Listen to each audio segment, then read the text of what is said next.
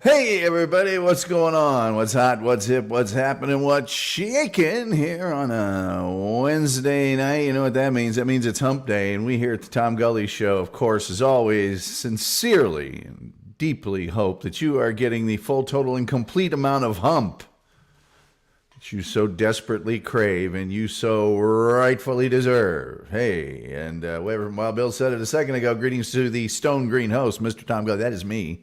And I am the only certified, etched in stone, green host from Not Even a Show. That's my response. The kahuna is here with a double thumbs up. The lovely and talented Karen Garvey is here. And she says, hello, Tom Gully team. And if we have a team, she's the head cheerleader. I'm telling you, that's what's going on there. I'm going to tell you a little bit about the Lynyrd Skynyrd band today and a crash. And then I'm going to play you an interview from one of the survivors of that crash, who I became actually pretty good friends with in the last few years of his life, which is a whole nother story.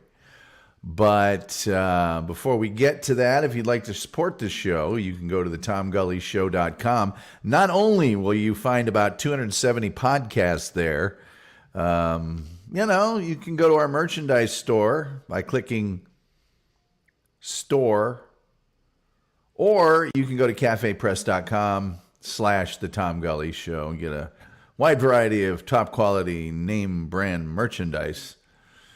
Sure to be a focal point of praise and pleasure that'll add a charm and glow to any room. Or you could donate at PayPal, which is, hold on, I always forget, so I have to wait for the crawl. PayPal.me/Tom Gully Show, or you can go to Patreon, patreon.com/The Tom Gully Show. And some of you have already been very, very, very generous, and we love that. And we hate it that Uncle Phil has taken a break, but hopefully he will be back in triumphant glory. I can speak to the fact that, man, sometimes there's people in the world that just want to make it not any fun. And sometimes they do make it that way. And I know that Phil has been sick. He's had a bad cold. The holidays, always kind of a beating for some people. And I think it'd be pretty easy. I, from time to time, go, man, why am I doing this? You know, it's supposed to be fun. Yeah, if you can make a few dollars on the side, that just helps. Helps you buy equipment. But mostly you're doing it for fun. And things like numbers, how many subscribers, how long do they listen, all that stuff. The only reason those matter is that you would like anybody else, for what you're doing to be enjoyed by some people. And if it's not, although Phil has a lot of people following him, if it's not any fun, you reach a point where you go, what am I doing this for? So,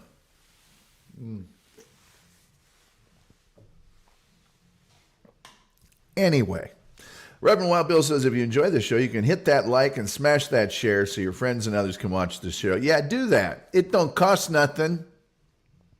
It don't cost you nothing to do that. Don't cost nothing at all.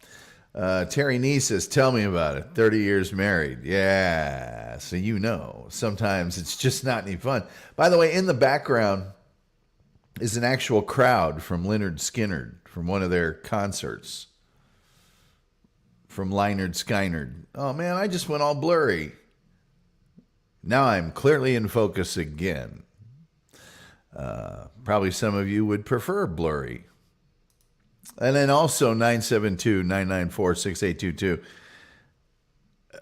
On the topic of people that make it no fun, I'm pretty outspoken about the fact that there are people that create content, right? In my own humble little way, I'm one of those people. Phil is one of those people. And then there's people that don't create a stinking thing. Nothing. And their goal, their joy in life is to snicker with a friend when they can ruin the enjoyment of what you're doing and also what your listeners want. And they make not one penny on that. All they get is their jollies, which is pathetic. It's really sad. There were some people in this room just yesterday evening. I felt the rain on. Anyway, and I figure, okay, I told him, look, you're not wanted here. You don't need to be. Every one of my social media outlets, including email addresses and Discord, everything, they're bugging me, wanting to know why they can't be in my chat room. It's like, what are you thick in the skull? Do you think you have some inalienable right to be a jerk? It's really, I'm like, well, it's just as easy to block you here. Anyway, Paz says, hey, Tom. Hey, Paz. And then there's these people that are just wastes of time, like Vince the lawyer. And he's very out front with, you should never block anyone. Well, of course you're going to say that. You're a troll. Come on. You're a big giant troll. What other opinion would you have? Then, no, I have a right to ruin what you're doing. Loser. The Kahuna here says trolls have been hitting all the sites hard. Well, some of these sites are going to start hitting back. Let's see here. Mr. Joseph Savard says, good evening from the auto locksmiths. Well, good evening. Good to see you, Joe. I'm looking at my phone here. Apparently it was malfunctioning all day today. I was expecting a call. I'm just joking. I'm sure you're quite busy. We'll talk later. Joe is an amazingly great guy that I've known for a number of years, immensely talented. And you talk about, these trolls all think they're the smartest people in the world. They're not. Joe is one of the smartest people in the world. There's no question about that. Joe is somebody I would not want mad at me on the internet. So, Joe, is there anything I can get for you? A little cup of coffee? Anything? No, Joe's always welcome here. He's a great dude. He is a great dude, man. All right. I've kibitzed enough. So let's see here. Oh, let me tell you about the Lynyrd Skynyrd plane crash. And I'll also have the firsthand account of that plane crash from one of the survivors coming up at the end of my little story here. Let's see. Joe says, troll phone numbers. Yes. Joe's, I would not want him to.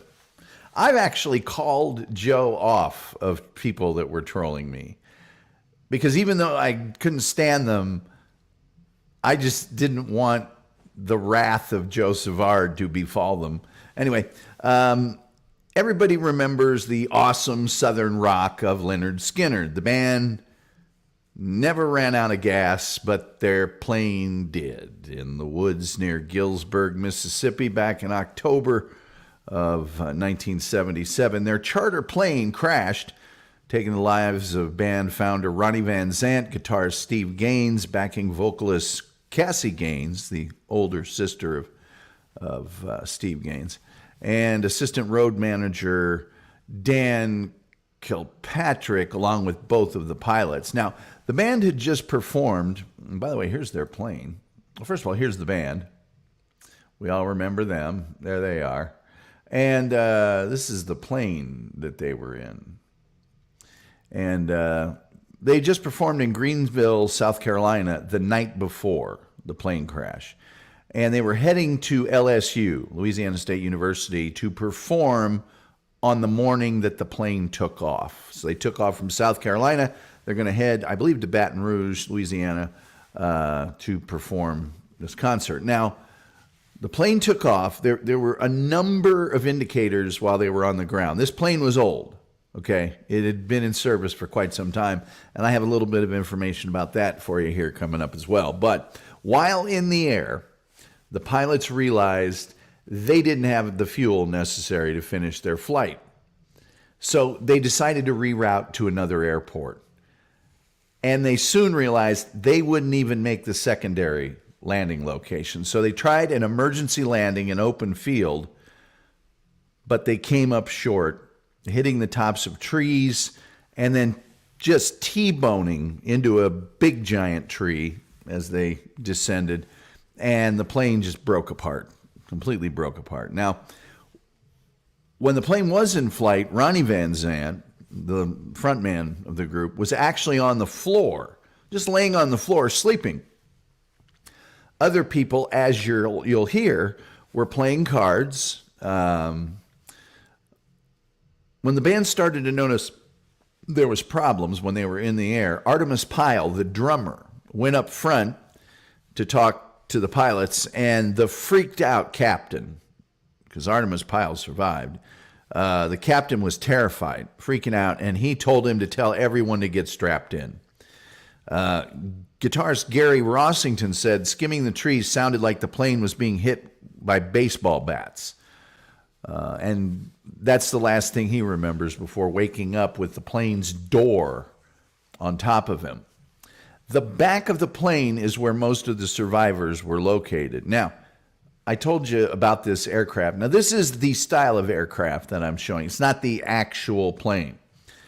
But Aerosmith had been offered the use of this plane for their tour, but their handlers, okay, because the band wanted this plane. The handlers of the band rejected it because the plane and the crew were found to be below standard. One of their handlers tells a story that the pilot and the co-pilot were exchanging swigs of a Jack Daniels bottle while they were showing the plane off to the band. Indeed, this was the last flight, this fatal flight for Lynyrd Skynyrd. It was scheduled to be the last time they ever used this plane because they had gotten so big, the band said, let's just get our own Lear jet. And that's what they were going to do right after this flight. The NTSB claimed there was a malfunction of an undetermined nature in one of the engines. Now, that particular model of airplane had apparently suffered throughout the years from fuel gauge malfunctions. In other words, the fuel gauge did not accurately display the amount of fuel that was in the aircraft. Over the years, people have blamed a magneto for excessive fuel consumption. In other words, the plane consumed way more fuel than it should have been. Therefore, you're going to run out of fuel. But the NTSB extensively tested the magneto and the right engine, found nothing wrong. So let's go over a few quotes, and then I'll go ahead and play my interview with Ron Eckerman, the tour manager for Lynyrd Skynyrd, who actually signed off on the plane and who survived the crash. Reverend Wild Bill says, Freebird, the lovely and talented Stacey Allen says, this is a crazy story. Paz says, sounds like the handlers took them out. Yeah. Reverend Wild Bill says, problem with one of the engines. Right, it was out of fuel. Yes, that's the problem. And people saying hello to the lovely and talented Stacey Allen. Let me just pull this interview up. I have a number of different ways. Now, I'm going to tell you in advance, my good friend, the late Ron Eckerman, was promoting a book, okay? I think it was called Turn It Up. I'm not sure about that, but he was basically promoting his autobiography. I have it around here somewhere. It's autographed by him. And at the time that I interviewed him, he didn't know it, we didn't know it, but he was suffering from acute myeloid leukemia, which is a very, very invasive form of leukemia. And And he ended up dying from that. He went to some hospitals that didn't do a very good job of treating it. He finally found one that was a specialist in this particular disease, and they were happy to have him because they were, a pioneer in treating this type of cancer, which they still haven't got it licked. But so he got much better treatment, and he did actually get better for a period of time, but ultimately died. His girlfriend at the time, who he ended up marrying, Carolyn, wrote a book about it, and I've also interviewed her. The reason I'm telling you this is, first of all, Ron Eckerman was he was a great dude. He was a Texas gentleman. And his voice gets very quiet during portions of this interview. And then it gets back up to normal. So if you have difficulty hearing it, I apologize in advance. Upon reflection, it's obvious why it's occurring. I'm waiting for this to... There we go. Okay, Tom. There we go. Yeah, that's the ticket. QuickTime Player. And I'll just play this. There's, by the way, some of the crash for you. Let's see here. AML is nasty stuff. It really is. It really is. There's a hospital in Houston that just does amazing things, especially considering the cost of treating this particular disease. And they take care of everything. It's amazing. The stories that were told to me about the care he was given at some hospitals, and then he got to this specialist hospital, and it was just they thought they'd gone to heaven. So whatever. Whatever. Let me get this to video. There we go. I'll start it right. Here we go. Hopefully you'll be able to hear this. Some feet, and we were about an hour outside of our destination of Baton Rouge, and the engines backfired. And then the flight deck door flew open, and the co-pilot said, prepare for an emergency landing. So, that was scary enough. And then a few minutes later, he popped his head out again, and the engines were starting to sputter at that time. And he popped back around and said, prepare for a crash landing. And you would think there'd be a lot of panic. There wasn't. Ronnie was laying down on the floor of the plane, and Gene Odom, our security guy, woke Ronnie up and got him strapped into a seat. Artemis Pyle was running up and down, and in his panic,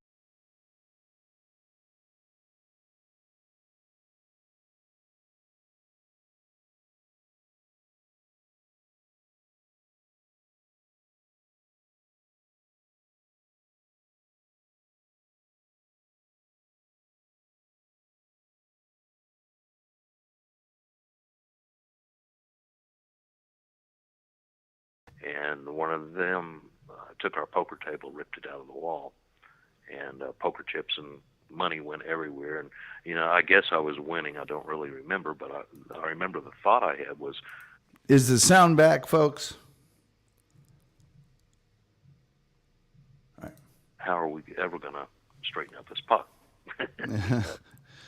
And then the other thing, I looked outside, I looked out the windows, and there was an open field, and there was a highway, and then there was a forest. So I figured the pilots would put it down on this open highway, and my thoughts were we're going to look very stupid with 25 people hitchhiking down the highway. Trying to find my next gig.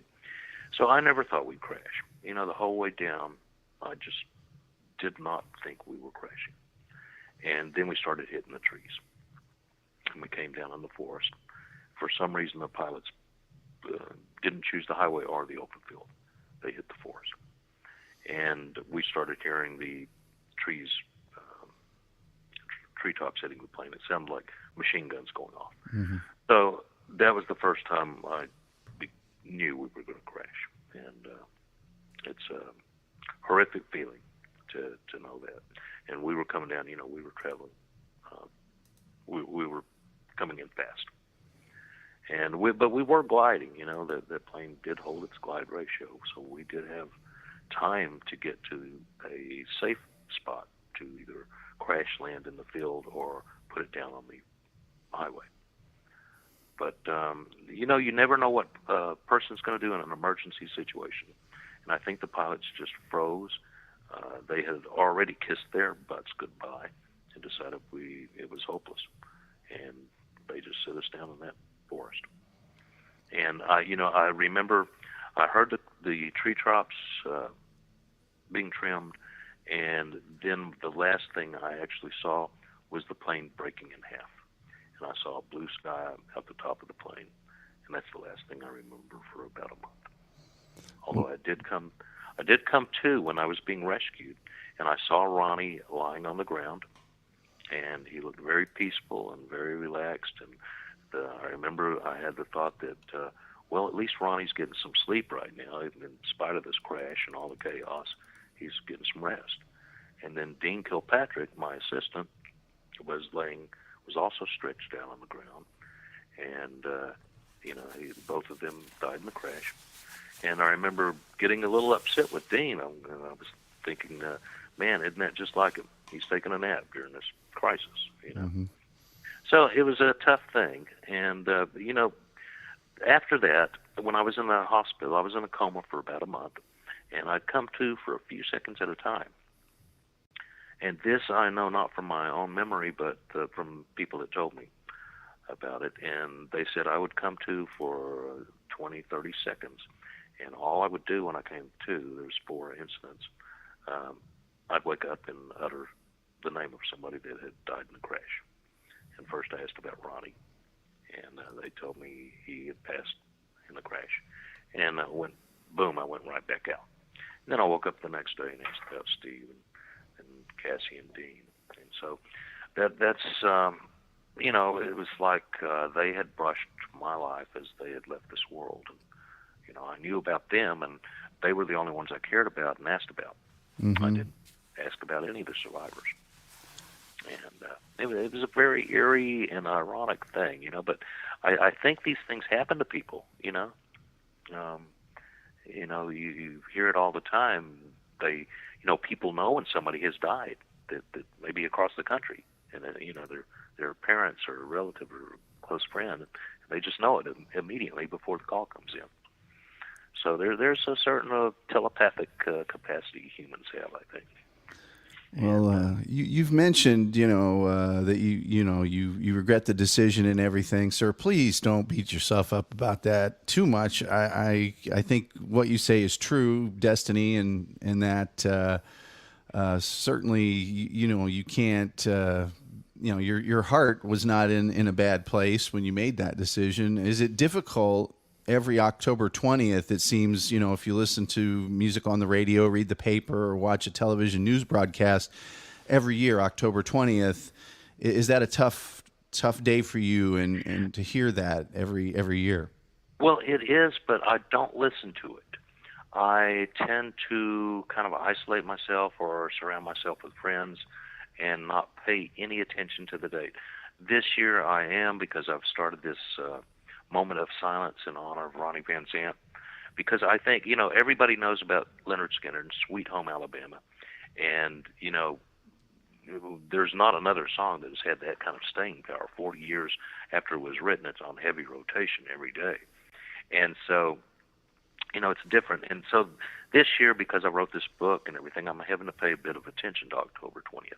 And most years I just kind of put it out of my mind completely. And so it's going to be a little bit more difficult this year.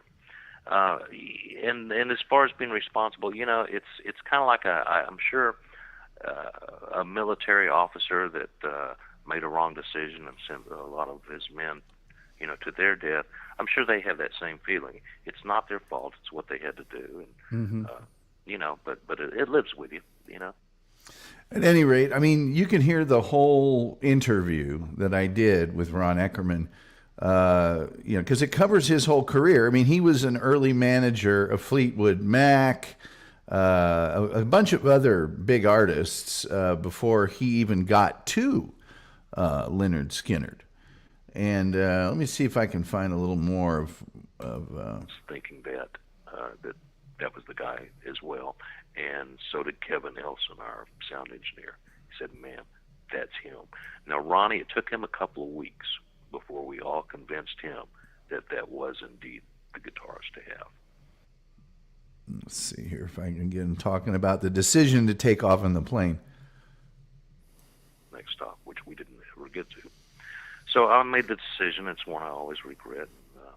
It's something I have to live with, is to go ahead and fly that plane. And I checked with Ronnie, and he agreed with me. He said, "Look, we both believe in destiny, that we don't really have a choice. It's nice for humans to think they have a choice and make decisions, but Ronnie and I both believe that the future's out there, and we just move towards it, and whatever choice we make is the one we're supposed to make."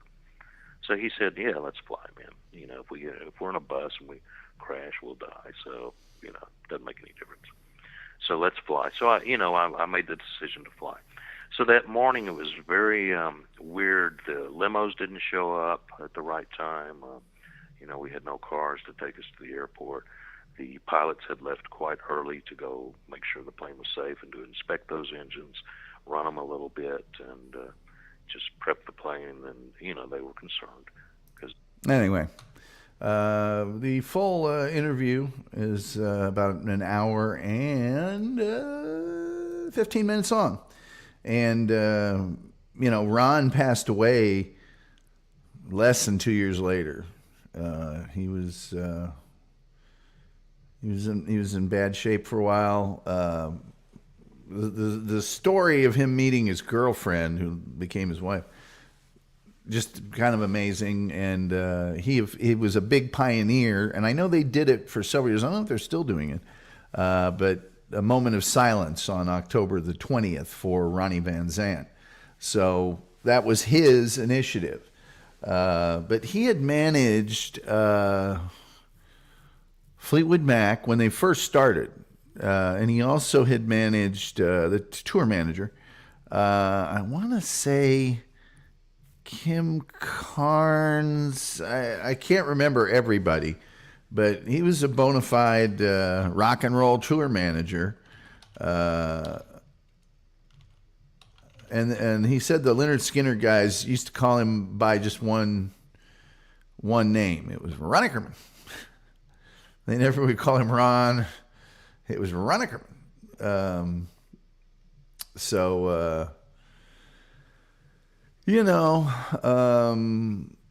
That's basically the story of the Lynyrd Skynyrd plane crash. Just a lot of things went wrong that day. I mean, if they'd have made that flight, they would never have used that plane again. I mean, think about Aerosmith maybe having had that plane. And we talked about it the other day here on this show, the notion that with Buddy Holly, why would you take any chances at all with these bands and, et cetera? I don't know. I don't know why. But obviously the plane had worked well enough to take them from here to there, to here to there, to here to there. I don't know how many times, but one trip too many. And I don't know, for me, Greenville, South Carolina to let's say it's Baton Rouge, Louisiana. Where's my darn phone? That's not that far. On a bus, if you'd have got them all on a bus. Of course, buses crash too, I guess, but let's see here. Greenville, South Carolina to Baton Rouge. I tell you what.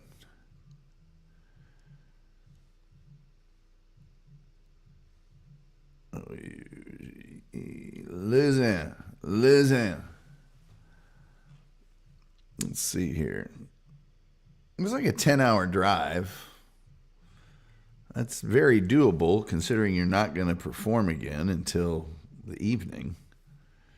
But whatever.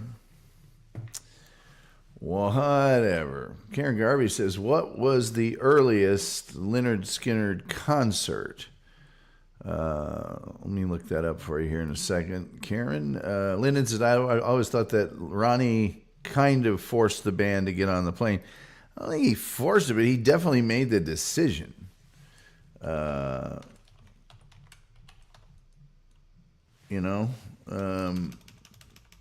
we'll see when the band... I can tell you when the band formed. I don't know if I'm going to be able to tell you the actual date of the concert. Let's see. Actually, that band started in 1964, and they were under the name My Backyard. And then in 1969, they became Lynyrd Skynyrd. They released their first album. It was pronounced Lynyrd Skynyrd, in 1973. So, I'm going to assume, the first concert happened in 69. I can't say.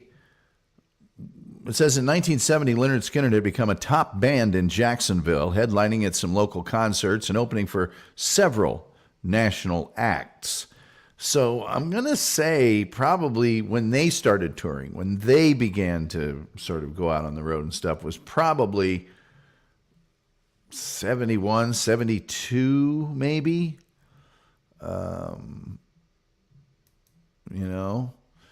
It says here, Lynyrd Skynyrd's fan base continued to grow rapidly throughout 1973, largely due to their opening slot on The Who's Quadrophenia tour in the United States.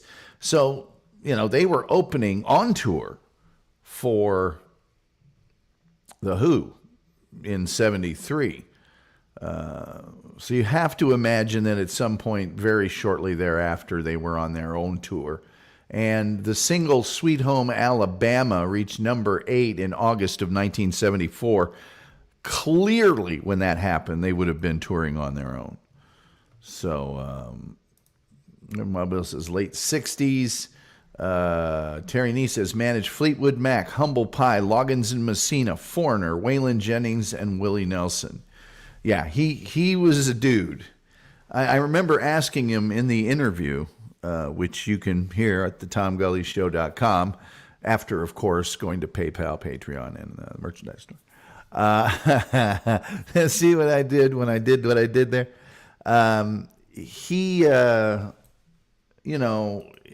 I said, look, there's no school, there's no class in college how to tour manage a rock and roll band. And he started laughing. He's like, no, there is not. He goes, it's something that you get into. And he goes, it's really weird because you can be a great tour manager, but if you're with a band that isn't that great, nobody will ever know. But if you start managing bands that are good, well, then, that's when you get to practice your trade. Reverend Wild Bill says, like Ted Nugent in the late 60s with his band, the Amboy Dukes. Not close to Southside Johnny and the Asbury Jukes. Not Dukes, but Jukes. Jukes with a J. So anyway, kind of the story of the Lynyrd Skynyrd plane crash. And didn't really go into it here too much in the story, but obviously Ron Eckerman was in a coma for a month. And many of the survivors, they had lots and lots and lots of rehab. And I think Rossington had his nose torn off and a bunch of facial damage. He was the one that woke up with the plane door on him. Lyndon says, I saw them December 4th, 1973. They fronted for The Who, unless, of course, Lyndon is using the British, which would have been the 12th of March. Sorry, April 1973. We never have made that uniform It's like somebody asked me about that once recently. Wasn't here. It was on a Discord, and it was the thing they had asked me was, "Why do you guys put the month first?" And I said, "Well, I think it's probably because that's how you say it. You say January the 3rd. You know, is that today's date? Damn, I'm good. You don't say the 3rd of January, or maybe they do. I don't know, but we say January 3rd. So obviously." We're going to say 1/3/24. Over in Europe, they put the day first. I guess it's ascending time periods. A day, and then a month is bigger than a day, and a year's bigger. I don't know. I just know how we do it. But either way, Lyndon saw them in 1973 at some point. I never saw Lynyrd Skynyrd live and in concert. Nope. They crashed just before I started going to concerts, really. Just before, like a minute before. The Reverend Wild Bill says, I got to meet Rossington and Collins after the crash when they had the Rossington and Collins band. Stayed at Rossington's home for one of the Georgia-Florida games in Jacksonville. Well, Reverend Wild Bill's had many brushes with greatness with the rock and roll community. Not today, but sometime we will have him tell the story that he has told at least 2 or 3 times on this show of his meeting with U2. We'll save that for another time. Terry Nee says, 2 great societies separated by a common language. Boy, you got that right. Lyndon says, organ player had the nose injury December in Philly. Stacey Allen said, I saw them 2 years ago at the NASCAR race. And by the way, there was a number of years where the band had tremendous legal battles and stuff to see who got to be Lynyrd Skynyrd and all of that. A number of the people in the band hate each other deeply, like can't stand each other to this day. There were several of them that would not speak to Ron Eckerman for whatever reason. Whatever. Reverend Wild Bill said, here in Atlanta, it was Lynyrd and Allman Bros City. Oh, it was a Lynyrd and Allman Brothers City. Yeah. Well, that was at the height of what we used to call Southern Fried Rock. That was during that where you had Blackfoot, and Molly Hatchet, and all of that. That was at the height of that, that kick-ass Southern rock band era. So, and I remember the day, because I was delivering the newspaper, and I saw the article about the Lynyrd Skynyrd plane crash.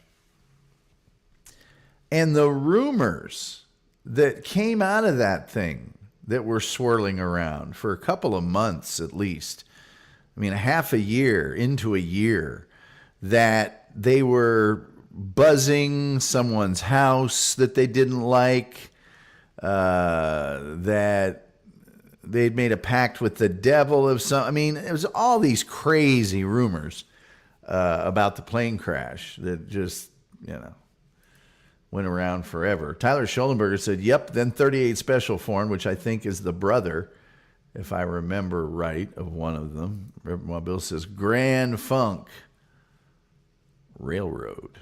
Stacey Allen says, I love Southern rock. You ever hear of Whiskey Myers? Best band ever. I have heard of Whiskey Myers. I hate StreamYard does this thing where when you select rather than just propagating the chat, they wait till you select something and then they do it. So no matter what you clicked on, it's going to click on something else. Pisses me off. Tyler, yes, he was a Van Zandt. James Moore says, Skynyrd is the band I've seen live the most. The concerts have always been good. The Skynyrd revival, what I call revival, the post-crash band, I've heard nothing but good things about. Everybody that I've known that's ever seen them has said, no, they kick ass. Julian Caesar said Randy Rhoads' plane crash, he was Ozzy's guitarist, was rumored to be because they were buzzing the tour bus. That must just be a standard plane crash thing that they were buzzing someone's house or something. Lyndon says May 22nd, 1970 saw Allman Brothers play for free in the park in Macon, Georgia. Man, oh man. Tyler Schollenberger says, can't forget about ZZ Top either. Saw them live at our local fair a few years before Billy passed, and it was awesome. Well, you know, ZZ's real big here where I live in Texas. Terry Nee says, Duane Allman Anthology, one of my top 10 albums. That Duane Allman Anthology, if I'm not mistaken, is a double album. I think I used to have that. I may still. It's incredible. It's incredibly good. But yeah, that was the, Marshall Tucker. There was a lot of them. Little band from Texas. Well, Little Feat. Remember Little Feat? That was a good band. But I had a NASCAR game when I had my PlayStation, and all of the songs on it that would play while you were playing the game were those. I had a friend that called them beastie Southern rock bands. He didn't like them. I loved them. But I'll never forget, well, I'm traveling down the road and I'm flirting with disaster. Because she'd be driving your car and it would be on. It's really awesome. James Moore says, in all fairness, I can't compare 1999 Skynyrd to the original lineup. I'd be more than willing to say the originals were better, but fine with the band I've experienced. You know, there is a version of him the band doing Freebird on YouTube that's a super good concert film quality clip. If you want to check that out sometime. Reverend Wild Bill says Blackfoot. It's a great clip because a lot of the cameras are actually on stage, and it's typical of the bands of that era. It's not overproduced. It's a daytime show, first of all. It's a big show like the one behind me. And there's wires and cables everywhere. The back of the stage doesn't have a big fancy logo or anything. It's just a damn stage with a bunch of equipment on it and some dudes playing killer music. No light show, no fancy this or that, no costume dancer, no... Just a killer concert. Country rock. Dixie rock. Dixie roll. Wet Willie. Let's not forget Wet Willie. James Moore says, I remember that NASCAR game. The soundtrack was amazing. It was. The Flirting with Disaster was on it. What else was on that thing? It was all just... There was a Skynyrd song on it, but it wasn't one of the big ones. It was like I Know a Little. It wasn't Give Me 3 Steps. It wasn't That Smell. It wasn't obviously Sweet Home Alabama. But anyway, that NASCAR game, it was a pretty good game. It wasn't that hard to play. You had to get your stagger right, or you just weren't going to be worth a darn. But once you got into it, the thing that kept you playing it was the music. It wasn't the game, because you just go fast, turn left, it's NASCAR. But the music kept you playing it, Well, I'm traveling down the road, I'm flirting with the... James Moore says, not sure if you've covered it, but what's your favorite Skynyrd song, Tom? I think I Know a Little is my favorite one. Probably. I just, you could ask me that 5 different days in a row and I'd give you 5 different answers. It's I have a 2-disc best of theirs. So I do like Give Me 3 Steps. I do like What's Your Name. Give Me Back My Bullets is pretty good. But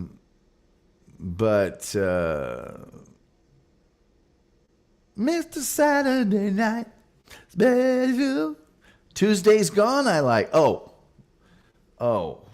probably Call Me the Breeze. But I know a little about love. Baby, I can guess the rest.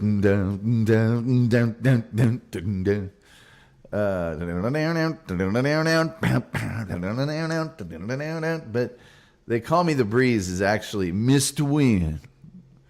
It's actually a pretty good one. But it's hard to say, man. He's hard to say, man. I'll tell you what, it's hard to say. It's hard to say. Sweet Home Alabama is one of those songs I probably would like it if I hadn't. I'd like it more if I hadn't heard it so many times. Simple Man is really good. Yeah. Reverend Wild Bill says too many good ones to choose from. That's pretty good. James Moore says guitar work on "Give Me Back My Bullets" is really good, and Simple Man is, there. I do like That Smell. That actually one of my really top favorites.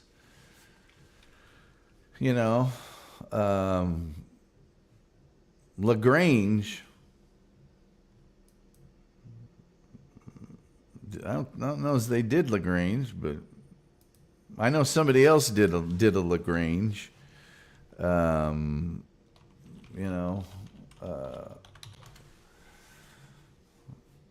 Maybe they did. Maybe I'm just not remembering good.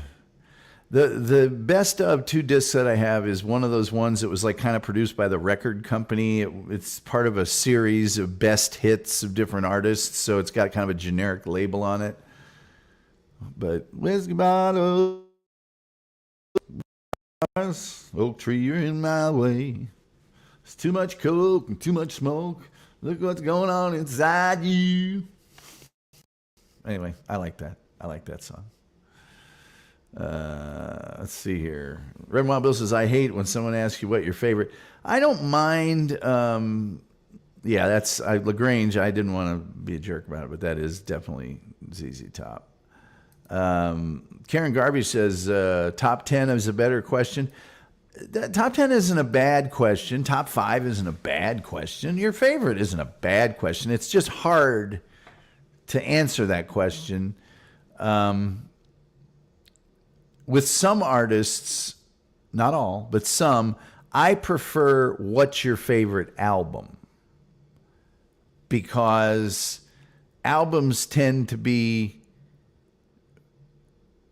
from a particular time period of a band.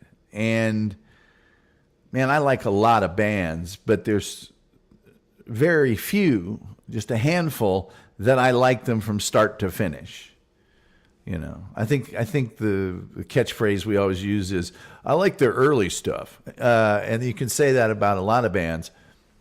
But as they progress, not all albums are equal in, like my favorite artist is Elvis Costello, and his stuff is very thematic.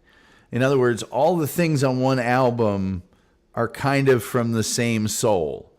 And so, I can like an album later in his career, like Spike, but also still like My Aim Is True.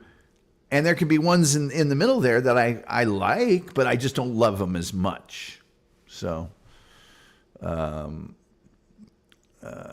see here. Wild Bill says, sometimes it depends on your mood. It totally depends on your mood. Because, They Call Me the Breeze. That's a I'm driving down the road going somewhere song, and That Smell is, I just got to a place. It's like I want to hear the one when I'm going to the Roadhouse. I want to hear the other one right when I walk in the door of the place. Karen Garvey says, exactly Wild Bill. Exactly Wild Bill. Reverend Wild Bill says, favorite album? That's easy. Their greatest hits. You got to watch how you say greatest hits. Because you can get in trouble saying Dolly Parton's greatest hits. You just can. Hey, Lee Law is here. Long time no here, Tom. Happy New Year to all. Happy New Year to you, Lee Law. It has been a while. Stacey Allen says ZZ Top. Oh, man. Those ZZ Top was awesome. They were also helped by those awesome music videos. Karen Garvey says, old 97s, Too Far to Care album. The old 97s are very big here in Dallas. Very, very big. Reverend Wild Bill says, my driving song is 3 a.m. in the morning on the interstate is Radar Love. Yeah, Radar Love's a great driving song. Great driving song. Terry Nee says, Freebird, Beach for Me, 1981 Senior Week OC MD Sunrise. Hey, man, here's a song that I like to listen to driving to work as the sun's coming up, or driving from work as the sun's going down. And you guys have never heard of it. It's Radar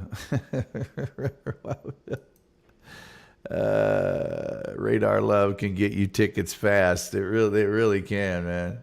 Hey, by the way, all this music talk, we would like to point out we are now back on Sonic Asylum Radio. That's right. Our good friends and fun partners for so many years. We're now back on the Sonic Asylum Radio Network, so can you dig it? Make sure and listen to Metal Maiden Vicky on Saturdays. It's the best damn radio show you're ever going to hear, and for music. And if you like metal, you will love Sonic Asylum Radio. What was I saying? Okay, so you guys have never heard of this music. And it freaks me out because I'm into music. I'm super into music. And usually, if a band is big in England, they may not be huge here, but I will have at least heard of them. You know, I'll have an inkling. And at the time, this is amazing to me because the Beatles have come from there and everybody else. This was the highest selling album in the UK history. And I'd never heard of the dude, and I'd never heard of the album, and I certainly never had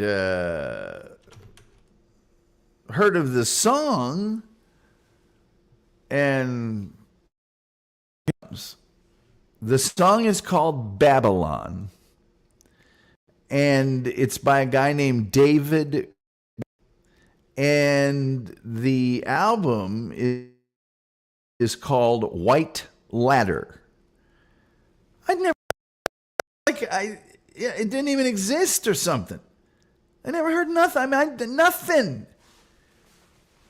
It takes a lot of work to radio. Radar. I mean, it takes a lot of work. And I'm like, well, how the hell did that happen? How did that happen? For the love of... Yeah, the Wolf says it was those spinning guitars. Yes. All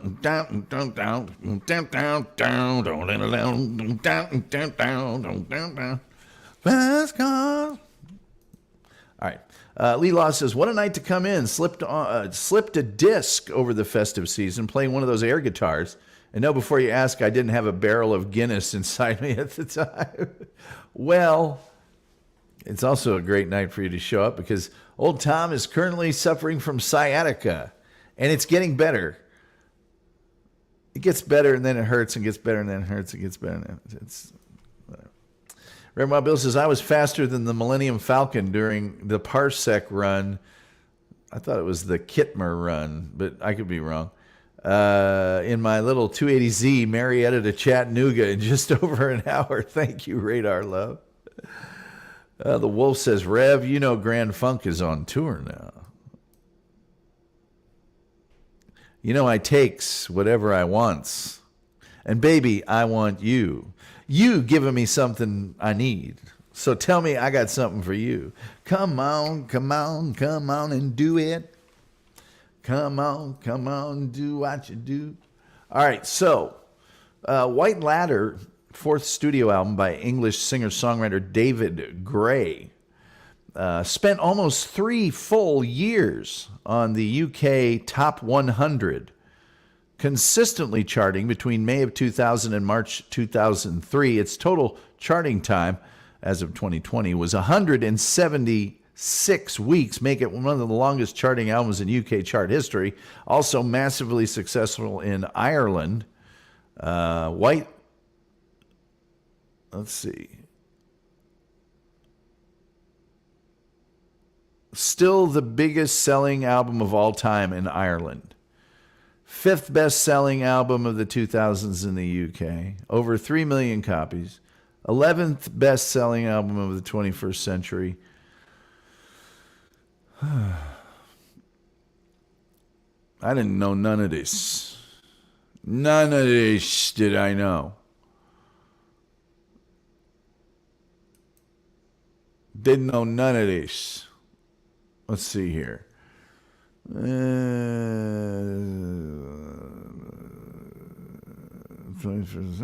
Number 6 on the 100 most successful songs in the country's history.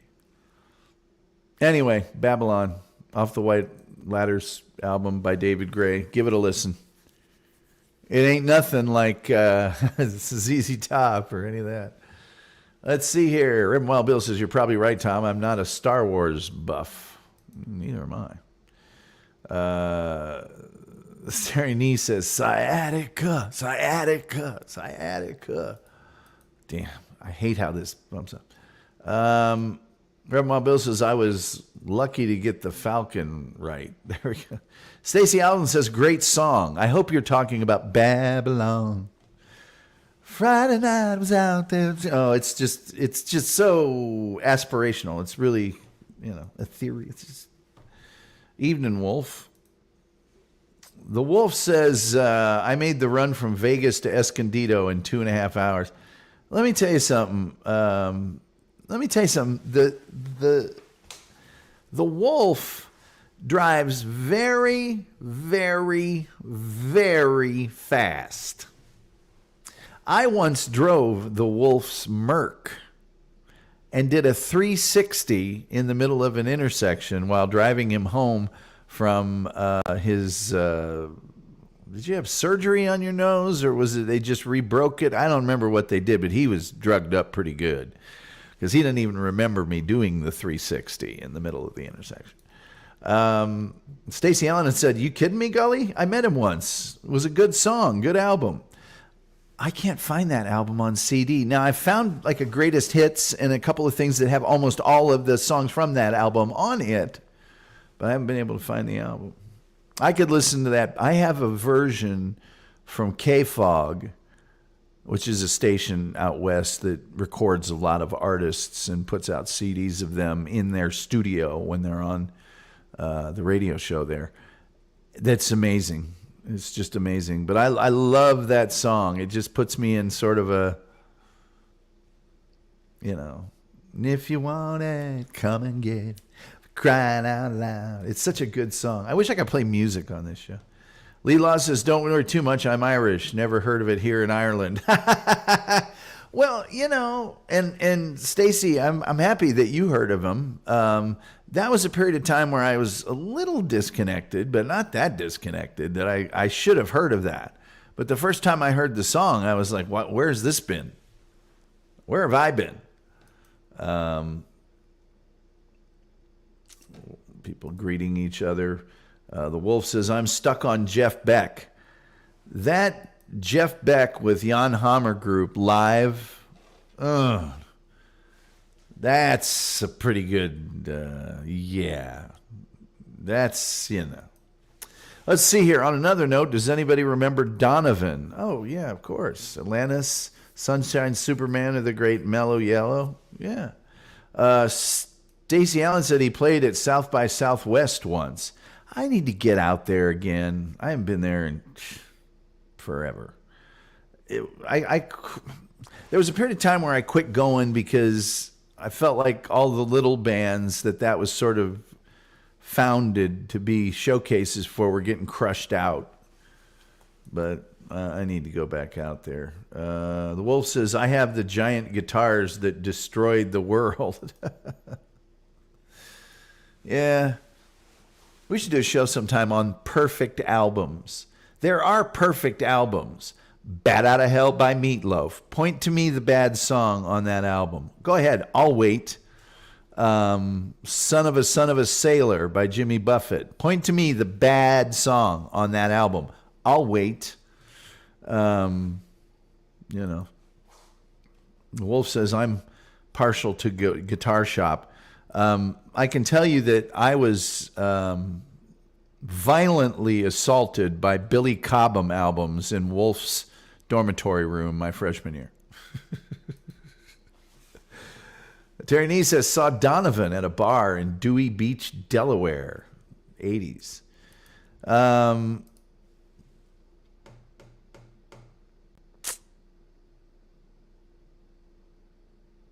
The Hearts of Stone album by Southside Johnny and the Asbury Jukes. Point to me the bad song on that album. I'll wait. I might be able to even throw in the Southside Johnny and the Asbury Jukes album called The Jukes.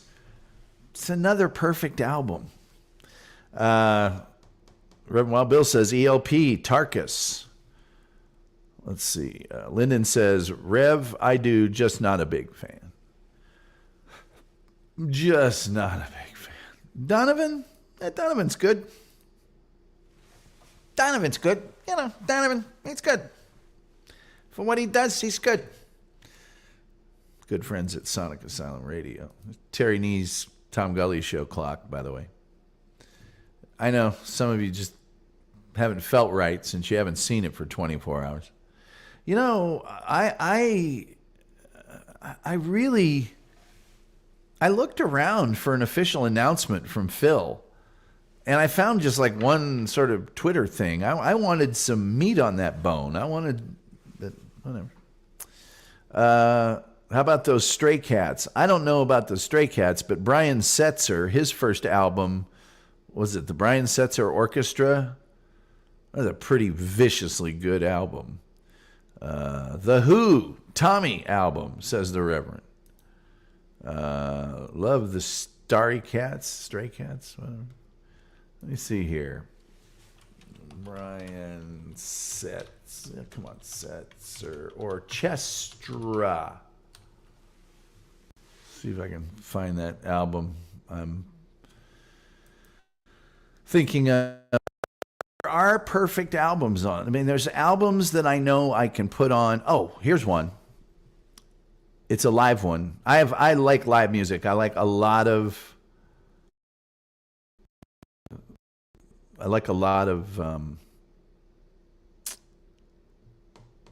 live music.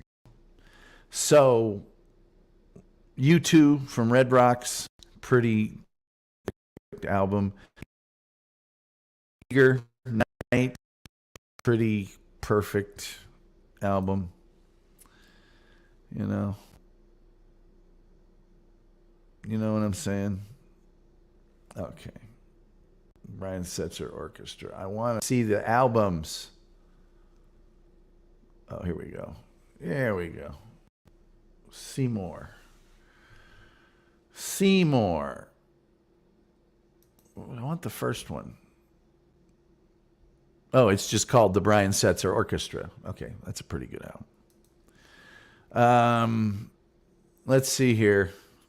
Man, Stacy, coming in hot. Oh, please, Sheena is on like a talk show circuit announcing her departure from the Verse.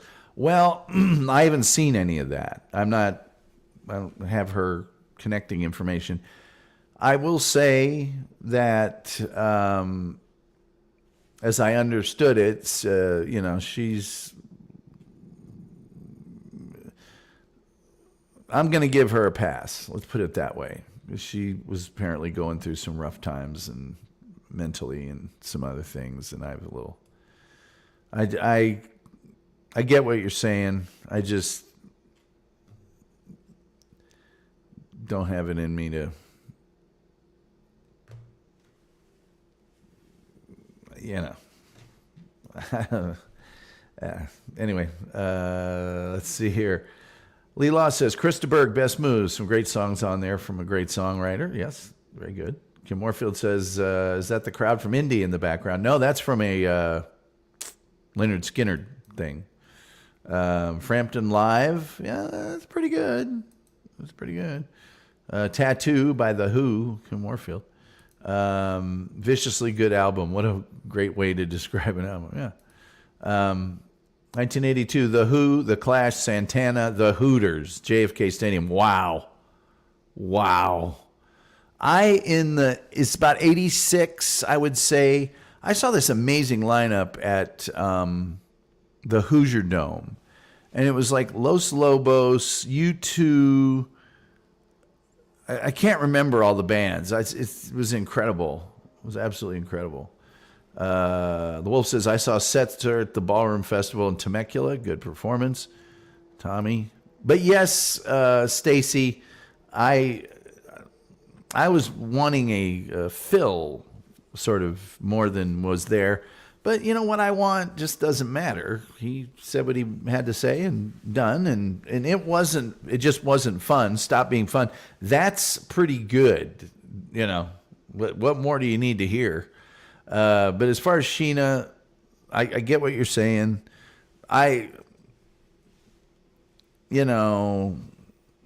Sometimes, especially when you do shows, you recognize that there are people who find something in whatever show or community they happen onto that helps them. And I think maybe Sheena was one of those people. And so at times they might need different things than others of us need. But I know what you mean. There have been some people that I know that have gone on what you call the talk show circuit in my past that have done things. Hey, Bog is here.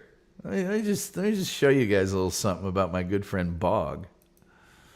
I got a little something to show you about my good friend Bog. Bog made this, and I love it. Look at that. Is that not the best If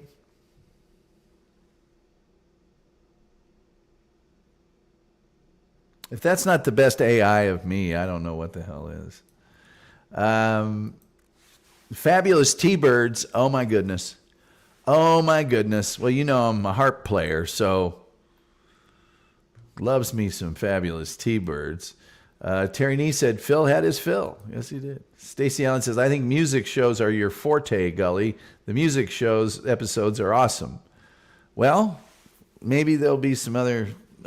You mean like Buddy Holly crashing and these guys crashing? Well, let's see. I got some other rock and rollers dying on my list here. Let's see. No, JFK Jr. is not a rock and roll guy. Oh, Glenn Miller also died in a plane crash. That's on my list. Lyndon says, Tom, I was beer drinking, pot smoking rocker in my youth. Weren't we all, Lyndon? Weren't we all? Reverend Wild Bill says my best concert had to be Emerson, Lake and Palmer with Yes being the opener. I remember that tour. First time for Yes to play in the USA, early 70s. Well, those two were together a lot, and they were associated a lot as musical groups. Lee Law says, you can't forget Kevin Higgins. Since you introduced me to his music, I can't get enough of it. Well, I'm assuming, Lee Law, that I introduced you to Kevin Higgins through the voice of Jay Johnson. I'm going to assume. Would you catch me if I fall? Would you stand and watch me crawl? I'm on hands. I think that's the one. I did that terribly, but anyway. Terry Nee says, Kim, I love the Fabulous Thunderbirds. Stacey Allen said, my point is, this isn't an airport. You don't have to announce your departure. Just go. Just send a text where to pick you up at the next.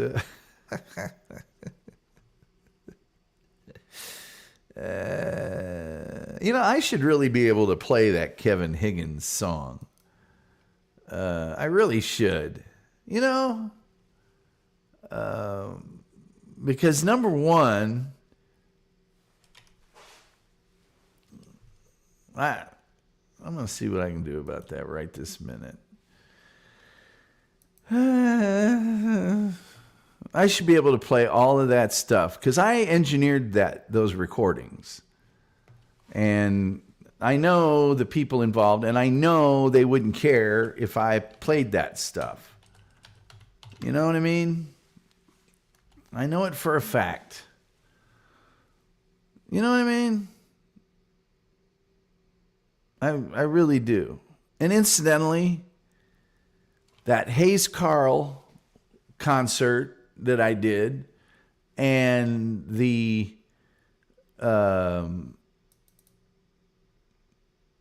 doggone it, the Hayes Carl one, this one, let me see. That's not it. I'm going to find that. I'm on it right now. What the hooey?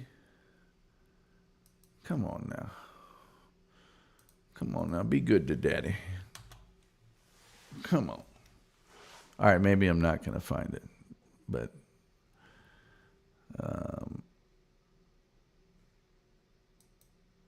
that's starting to really chap me now. That's really starting to chap my wagon. That's starting to really burn my bacon, let me tell you. It's the untitled folder. Do I really need to get into all this? iTunes.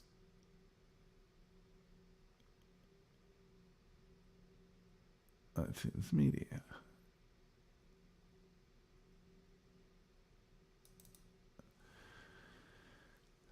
Music. Let's see here. Okay, now we're getting somewhere.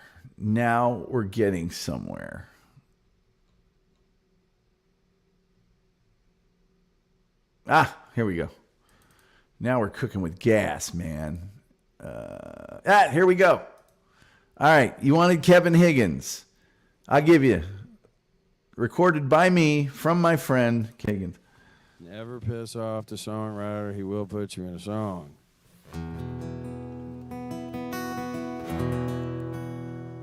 This is a song by a good friend of mine, Kevin Higgins, from Austin. From Austin.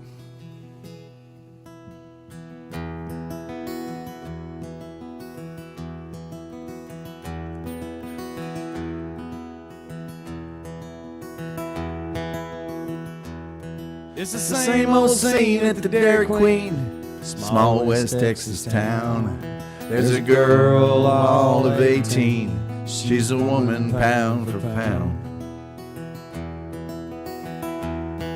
Slipping dollars in the jukebox, playing ZZ Top and Merle, sipping lemon Dr. Peppers with my sweet West Texas girl. Anyway, Kevin Higgins. Is that what you're talking about, Lee Law? Is that what you're talking about? Oh, God, I got to rip through some of these. All right, got some music by both of those bands, Rev. Let's see here. What's the big deal? It's just black and white. Unless it's something else. John Denver. Hey, I'll do John Denver. I'm going to write that down right now. Stacey Allen, by God, we're going to do John Denver. That's right, John Denver. I saw John Denver one time. I was not there. I was there against my will. And John opened up and he said hi to the audience. They clapped. And there was a pause because he was doing something. And the person next to me was this girl. And she was looking up at him with these innocent, like starstruck eyes. And she just went, "We love you, John." And I'm looking at her and I went, "We're leaving." The person I was with said, "No, we're not." Red Bill said, "Who is this U2 group I heard you speak of?" Are they opera? You're going to tell that story again on this. Hey, the next music person, plane crash, car crash, whatever that we do, Reverend Wild Bill, you can come in and tell the U2 story, which is awesome. Lyndon says, Rev saw EPL open for Procol Harum on April 25th, 1971. They destroyed it. I get the feeling Lyndon's going through a stack of concert tickets. Karen says, play it. Bog says, Tom, someone had another stroke on air. Did Mersh have another stroke on air? Did Mersh do a dab and then pass out and go into his microphone again? It would be awesome if that happened. Leela said, you had his song Monaghan as your intro. You damn right I did. I just played it, Leela. It's the same old scene at the Dairy Queen. Hey, Steamboat Willie is in public domain. It is now. It is now. The early first thing is Walt Disney Company tried so hard to keep extending those copyright lengths, and finally Steamboat Willie passed the date, and there's nothing they can do about it. Karen Garvey quite rightfully says, hit the like button. Please hit the like button. Tyler Schollenberger says, seems like a lot more celebrities than we think have been in plane crashes. Oh, don't get me going. Will Rogers, Carol Lombard. I guess you could count Stevie Ray Vaughan, although his was a helicopter. Ricky Nelson. Bog says, no funny noises this time. Only a Biden moment. Damn. Nobody makes that noise. Kim Moorfield. How many rockers have died from chunks and alcohol? Every now and then I love talking to the wolf because there was a very distinct vernacular that we used when we were in college at the Harvard of the Midwest, Ball State University. And blowing chunks was one of them. And then I think it was the wolf that invented Shunk Boy. Stacy Allen said, I hit it, Karen Garvey. I hope you're talking about the like button. Stacy says maybe Gully could just cover musician deaths in general. I'd like this show to be a little more expansive than that, but I don't mind covering a lot. I mean, I've gotten away from people dying in mine accidents, people being attacked by wildlife, people falling off the sides of mountains, which are a staple of this program. However, we could always get Hank Williams Jr. to talk about falling off the side of a mountain and scraping his face off on it. We can tie these things together occasionally. Terry Nee says, sounds like John Prine. Hey, it's Joey C. from Catalano TV. He was the Dabbleverse Newcomer of the Year in some poll. I don't know who held this poll, who did the voting and all that. I don't know. I mean, I think he deserves it. I won least significant person in the Dabbleverse. Karen Garvey says, Stacy, settle down. You can't tell Stacy settle down. You can't control her. You can only hope to contain her. Karen Garvey says, hello, Joey C. Joey's saying hi to people. The Reverend saying 411. Lyndon said, great show, Tom. I'm all in when you want to talk music. You know, a lot of people like talking music. Lyndon says, hello, Joey C. And Joey C saying thank you to some folks. I could just cover musician death. God knows there's enough ways to get Mean Gene Vincent. A lot of them are ODs, though. But if I was to go back through all of the people, well, Ernie Kovacs. Maybe I need to put Ernie Kovacs on my list. You know, there's a lot of there's James Dean. You know, I'm just going to go ahead and start another piece of paper here. James Dean died in a fiery car wreck. Paul Walker.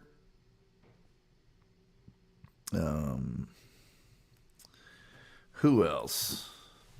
There's others.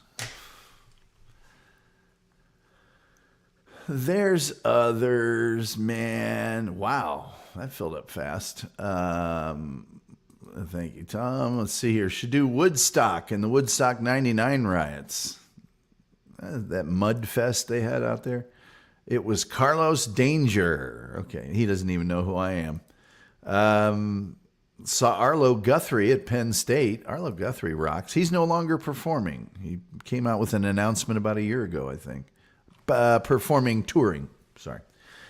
Julian Caesars, I don't think you're actually in the Dabbleverse unless John threatens you with legal action at some point. Well, John doesn't know who I am. So, Stacey Allen says, cover Lena Morgana. Look it up. Okay, I'm looking it up now. Lena Morgana. All right. Lena Morgana. I know who Morgana is. There was the Kissing Bandit. Lena Morgana. I could cover the death of Superman, George Reeves. Lena Morgana. Let's see here. Suicide. She committed suicide. She was a Ruski. That chick was a Ruski. Who really was Lena Morgana? Why has Lady Gaga stopped her music? I'm going to have to look that up.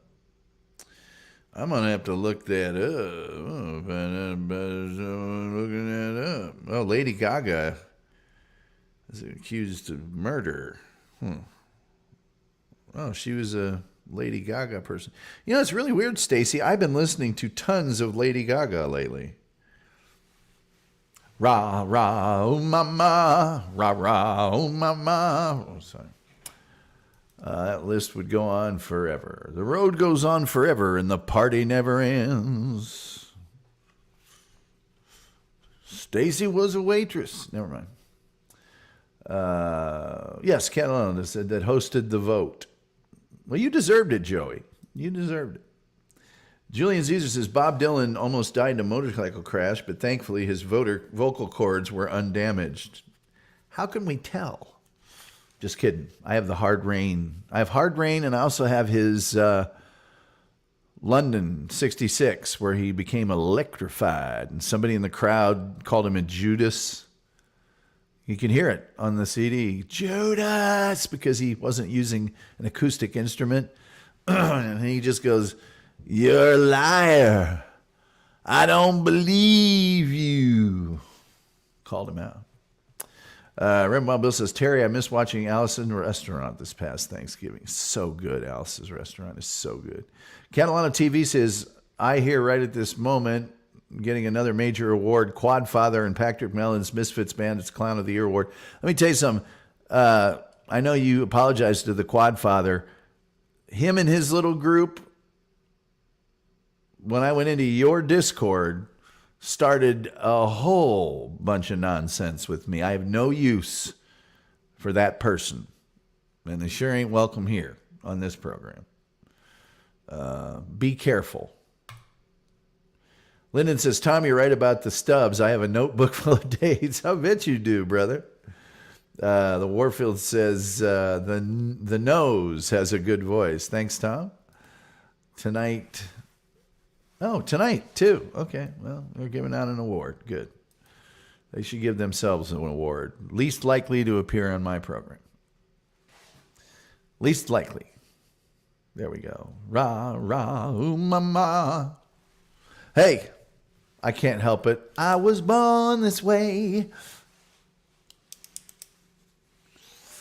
You know, and if it isn't love, wait.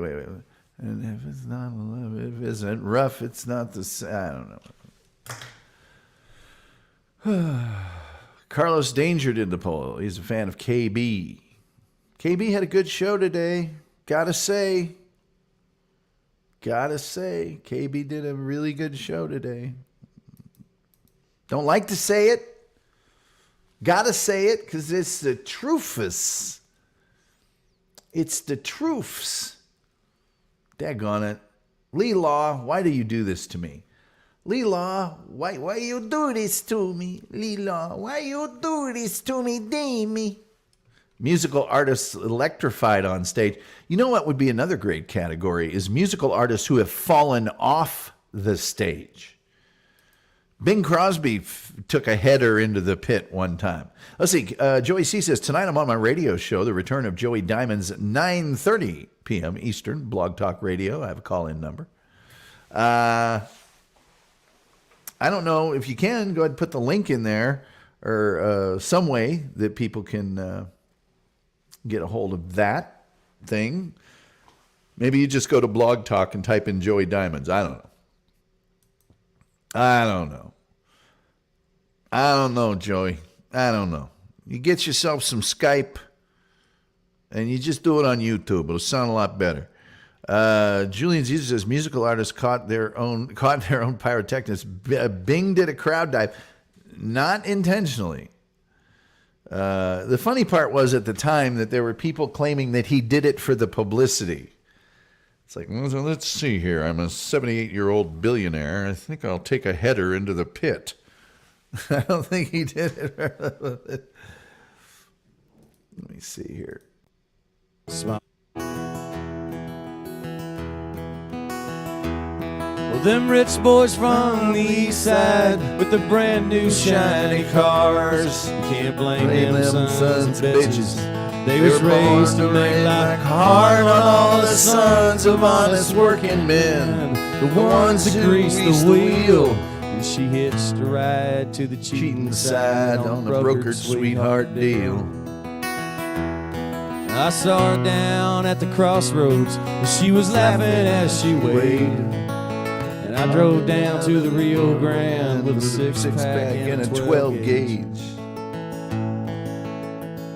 The more I think about it, the less I understand. You grab a hold of something good, it'll slip right through your hands. Will you catch me if I fall? Will you sit and watch me crawl through fire and a burning sand on the way? Why you do this to me, Lee Law? Why you do this to me? Why you do this to me, Deemy? Deemy. Red Wild Bill says, Tubular Bell, answer to your past impression. Deemy, why you do this to me?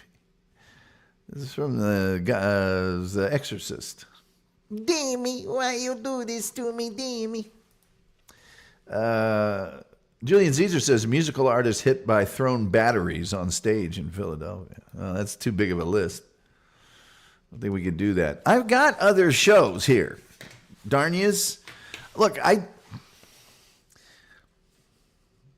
appreciate the spirit in which that suggestion was given, and I'm not running away from it. I'm just saying that I got Bud Dwyer here. He wasn't a musician. Amelia Earhart, not a musician. Judge Crater, not a musician. Jim Bailey, look him up. Stuntman Jim Bailey, yeah, look that guy up in the video associated with him. The Russian sub, the Kursk, exploded underwater. Really exploded underwater. And then the Russians wouldn't let anybody save the dudes that were down there. So anyway, Tubular Bells was the soundtrack for The Exorcist. Okay, I was confused because I think didn't Lou Reed do a Tubular Bells or something like that, or I don't know. Main song for The Exorcist. Gotcha. Terry Nee says, Julian, the lead singer of The Clash, was hit by an orange at the Philly concert with The Who. Clash, JFK. Johnny Lydon got hit in the head with a glass or something, a bottle.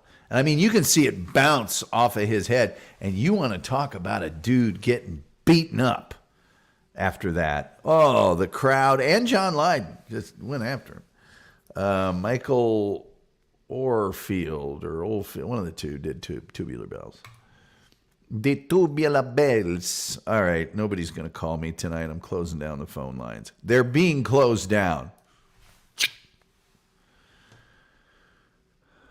Terry Nee says, I get the feeling you don't want us here. And he let people interview him right after, and he had that big giant bandage with just blood all over.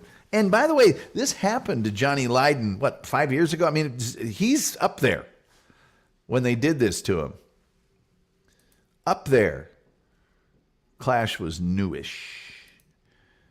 What what's the one, the Johnny I've got it's not really a it is a bootleg of a live early Sex Pistols concert. It might be the one I don't think it's at Chelmsford Maximum Security Prison. I think it's another one, because you can hear people spitting in between the song. You can actually hear them spitting. And one time you'll never hear spitting is when poodles are around, because people respect poodles. So they would never spit in the presence of a poodle, because poodles are way too nice for that. Grandma Bill says, turning Japanese. Anyway, this Sex Pistols album I have, you can hear these people spitting. I mean, you can hear them hocking up there and him spitting. And John Lydon says, if you don't quit your spitting, I'll walk off this blanking stage. Dogs. Says dogs. I think it's the Pistols. It's one of my live punk things. It's one of my live. I mean, in the past, I have played songs from my own album. How about that? One of the 2 albums. You got the one album I did with my buddy called Mandatory Bowling.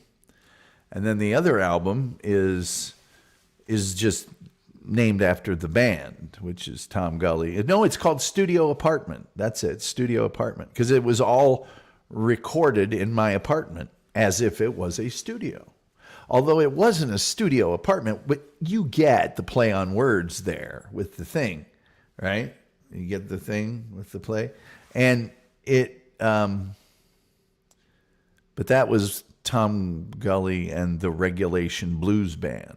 So it's all blues. It's all blues. Let's see here. There is a band called the Poodles. Yes, there is, Terry Nee. Reverend Bill says, and to think Tom is a punker. I am. I was a punker way back. Yes. If the kids are united, they will never be divided. There's going to be a Borstal breakout. Oh, yeah. It's going to be a Borstal breakout. I don't know. I guess that's all we should do for tonight. I don't know what else to do. I mean, I showed you the plane crash, right? And I showed you the plane. And I showed you the band. And I showed you me as Frankenstein.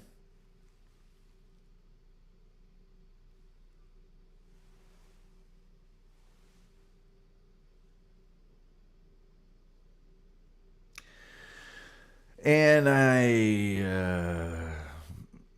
told you we're back on Sonic Asylum Radio. Couldn't be happier. And I showed you Terry Nee's clock. I don't know what else to do. Oh, if it isn't Trevor Garner. Okay. How you doing, Trevor? I just closed the phone lines down, Trevor, but if you want me to, I'm going to open them up again. Okay. Let's see here. Mr. Doodle says, the band called Poodles is my relative's band. Douglas E. Doodle and Munyo E. Doodle. They are huge in the UK. Another banger episode. Thank you, Stacy. We're going to bring it into the dirt because I'm about to call Trevor Garner. Which was Frankenstein? Both. Reverend says, great show, sir. Well, thank you. Thank you. Let's get my associate, a person that I know, named Trevor Garner. Look how cute Doodle is. Doodle is very cute. You can't deny that. You can't deny that, really. Let me see here if I can. Let me see if I can make this happen with Trevor Garner. I assume he came in here because he wants to talk to me. There's no other reason to come in here and say hi. Well, none for him, anyway. Here we go. Trevor Poop Brain Garner. And in keeping with Trevor Garner being the most inconvenient person in the world, he waits until I close the phone lines. So now I got to open the software all back up and stuff because he's extremely inconvenient. This is not going to be worth it. I can tell you that right now. It's not going to be worth it at all. But I'm doing it because I'm a nice guy. So, see if we can even get a hold of him.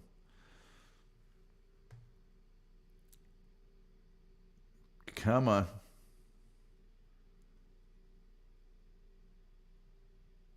I didn't even hear this damn thing. Oh, here we go.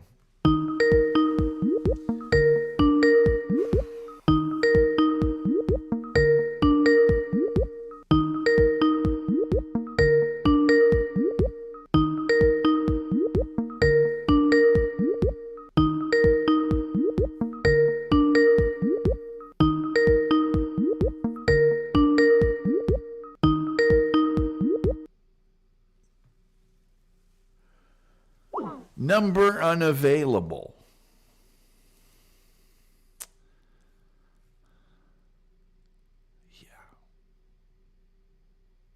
Yeah. That's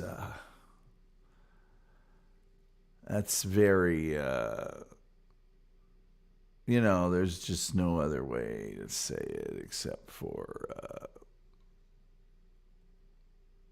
super inconvenient at all times, Trevor Garner. The most inconvenient person on earth. Let's see here. What do we got? Great show. I'm trying to find Waldo. My muscles are so inhaled. It's like it did. Yeah, it's freakish.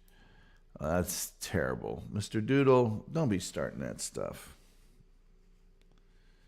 Don't be starting that stuff, Mr. Doodle. I don't like that. I do not like that.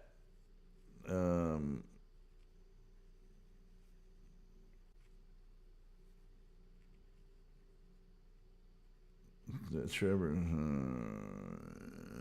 Let's see if I can. This guy is such a pain in the butt for no good purpose. Lyndon says, saw Poco walk off stage when someone threw a firecracker on stage, May of 73, and of course it was in Philly. Well, I would walk off stage too. I'm going to try one more time. Doofus.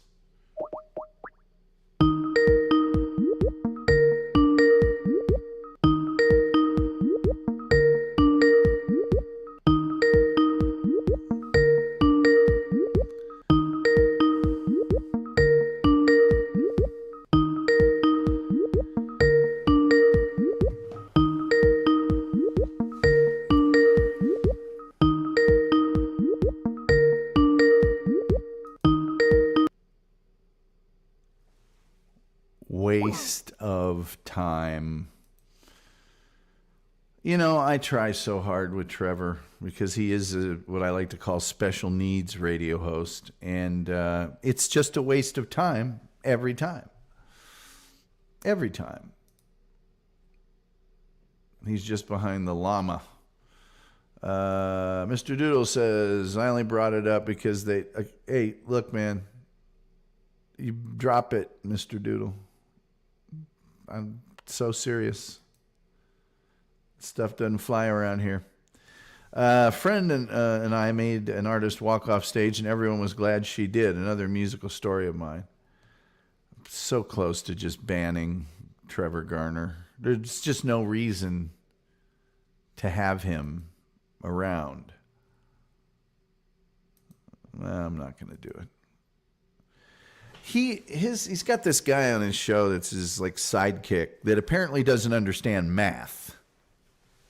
He doesn't understand math very well. Let me look something up here real quick because this is kind of sticking in my craw now a little bit. it's the usual thing. It's the people with the least amount of brains making the biggest statements that they possibly can. And that's just not good. Never good. Now, I've been pretty open about the fact this show isn't very popular. Not that many people listen to it. It's no shining beacon of entertainment or anything else for that matter. However,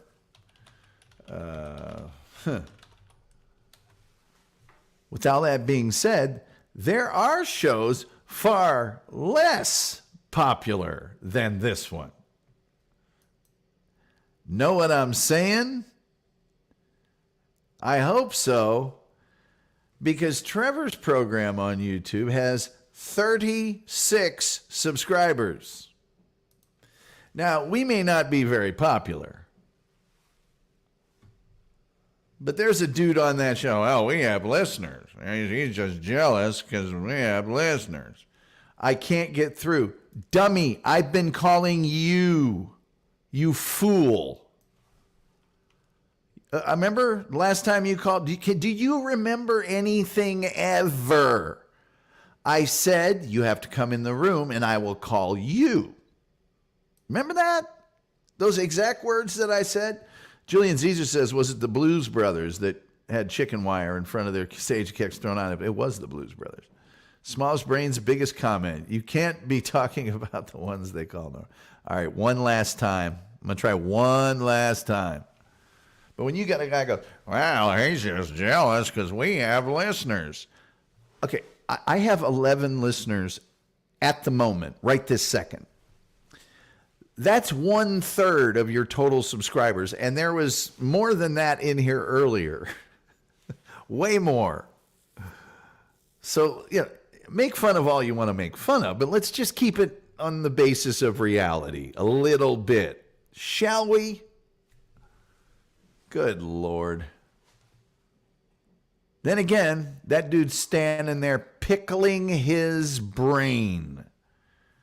Just blottoed out of his mind on a regular basis. So he probably doesn't understand the concept of numbers to begin with. Not his fault. But it's like, hey, look, I'll take plenty of abuse on number of, whatever. But not from somebody with 36 followers. All right, here we go. Last chance calling the vaunted Trevor Garner hotline. Oh, brother. The third time I had to open up the software. Inconvenient. Big pain in the butt every time with this guy. Doing him a favor.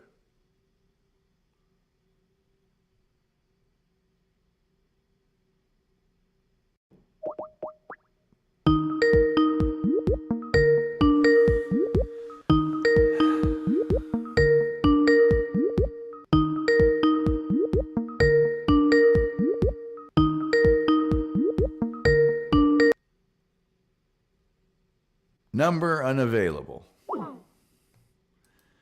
Trevor, you have a phone number, 657-444-5501. That's the number that's on your website as your call-in number. It's the only number that I have for you. It's the only number that I want from you is your public phone number. I'm not doxing you. I'm not giving out a number that isn't supposed to be given out. It's the number that you have for your show on your site that I've called you on before. And I'm now calling you on it again. One last time.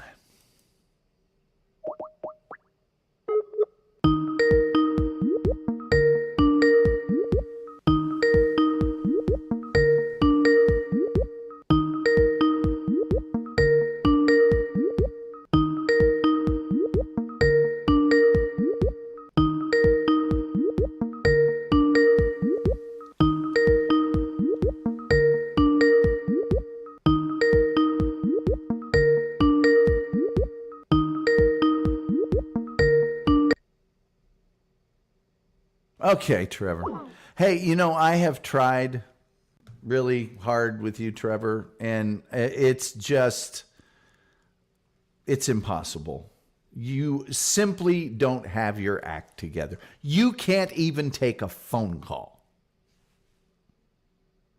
Now, you've been blocked from a variety of other numbers for reasons just like this. Now, I know you'll rush back to your show and go, I made him waste time on his show. I don't know whether you're drunk, because you are a lot, or whether it's just the regular level of ineptitude. I don't know. I know the last time you were here, I said, if you want to talk to me, come into the room. I will call you back at this number. I said that too. Those words were said to you while we were on the phone. I don't know what to say. There's the Treble Garden. That's his motto of life. Bruce Brothers did have that. Jeff Healy, Chicken Cage on Roadhouse. Let's see. Dixie Dregs, yes. The Dabble Jew's here. How you doing, brother? Sell his block. I'm not on the show. They did an update on my Skype. Oh my. What's next? Dog ate my homework. We try so hard. On my cell, 100% sober. Right. I don't know what to tell you about that. I just don't. It's 2023. If you don't have a way people can contact you, and you've been blocked numerous times for good reason, I guess you just have to live with it, brother. I guess you just have to live with it. Dog ate my homework. Yes, Karen. Yes. So go back to 36 subscriber thing and talk like you're Joe Rogan. Wow, I was just jealous because we have listeners. No, you don't. No, sir, you don't. Anyway, I'm going to leave you unblocked. They updated my Skype. They update Skype every time you open it up. Mine's working. Unblock me, please. So you think, A, I remember your phone number, and that B, I'm going to wade through a bunch of numbers I've already blocked to unblock yours, so that you can call me when you want. You lost that privilege a long time ago. That's why I said, I now have a number for you, and I will call it. See how that works?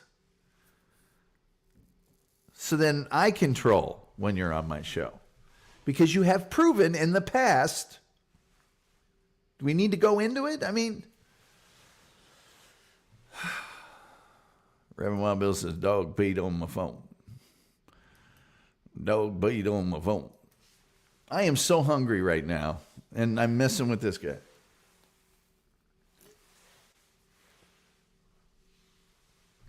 He's just jealous because we got a listener. No, you don't. You so don't. Again, I say this from the depths of not having a very big show. It's not like I'm Adam Carolla sitting here.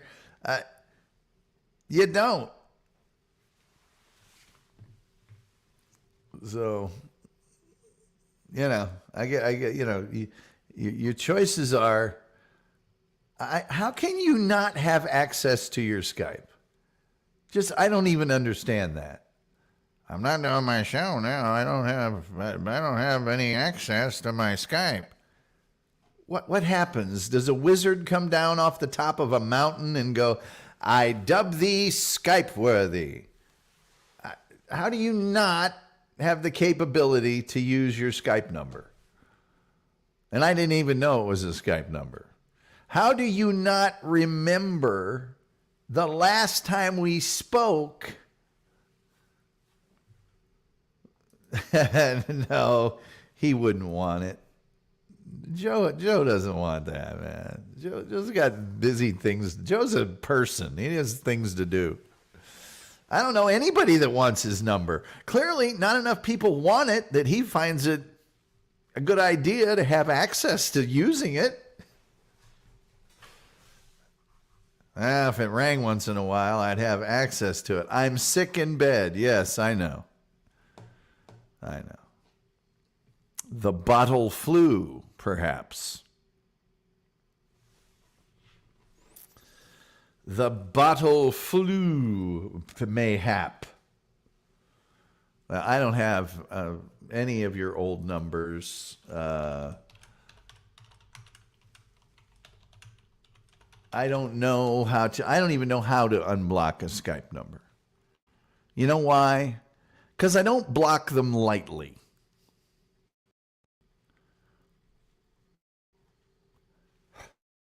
I figure if I blocked one, there's a really good reason.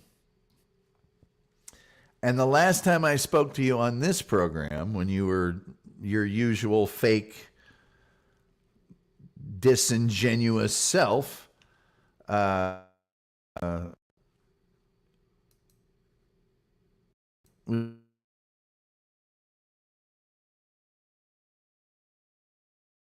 you've forgotten because you're Trevor. You just kind of half, you know what it all the time. Contacts. Oh, there we go. Contacts, blocked contacts. Oh, good Lord, there's so many here. And I'm not going to remember your old number, Chief. I just am not. I know you think you're that important, but you're not. You're just not. So you can't use your Skype. We're therefore at an impasse, and you can go back to halfway in it. Let's see here. Yeah, I'm your friend. Trevor, I'm sorry you're sick. Hope you get well soon. Some say I'm sick, but I think they're really talking about the ones that reside in my head. Yeah, Trevor, I just wasted so much time on somebody that just doesn't put forth any effort ever.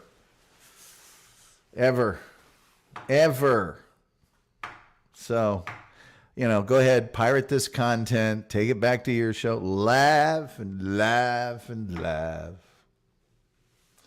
Have a wonderful time. Laughter's the best medicine. It's shocking to me that you're sick. You look like the picture of health. I put in effort and I still wind up here. Yeah. Hey, you know what? I think with all that being said, I need fried chicken. I'm hungry. I have a lot of things to do tomorrow. Big day tomorrow. And I think it's time for me to, I guess, the only thing left to say, and by the way, thank everyone for being here. We'd also like to thank our partners over at Sonic Asylum Radio, because they're the best and we love them. And I'd like to thank Reverend Wild Bill for being here. We'd like to thank Trevor Garner for extending the length of the show for no reason and not being able to operate Skype. Man, sponsors line up for the Trevor's program. Karen Garvey's here. Karen Garvey's the best. She has just supported this show above and beyond the call of duty. By the way, if you'd like to get access to 270 podcasts, all of our social media links, and everything else about the Tom Gully Show, go to thetomgullyshow.com. And if you want to get some, merchandise, you go to cafepress.com/The Tom Gully Show. You can get a great clock like that one, or a shirt, or other things. Or you can contribute. We love the people that just contribute. They really help us. We're, got to get some new crap here for the show. Stuff, maybe a green screen, who knows? Some lights, things, more fried chicken. You go to paypal.me/Tom Gully Show, or you can go to our Patreon account, Patreon.com/The Tom Gully Show. That's where you'll get the exclusive content I'm too scared to put on regular social media. There. So there you go. Let's see here. Karen Garvey is waving to people. Peace, says the Reverend. The Kahuna saying, Trevor Garner, they're telling me I have to go. And that's about all we have time for. With all that being said, I guess the only thing left to say is, till next time, we'll see you next time.